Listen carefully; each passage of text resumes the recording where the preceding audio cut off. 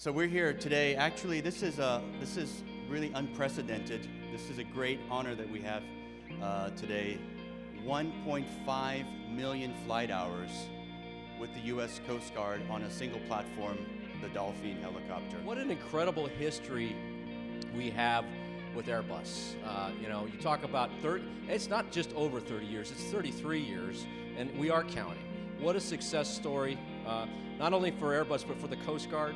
And we are so proud to fly this aircraft and so proud to do the missions of the United States Coast Guard, the missions of our nation in this aircraft.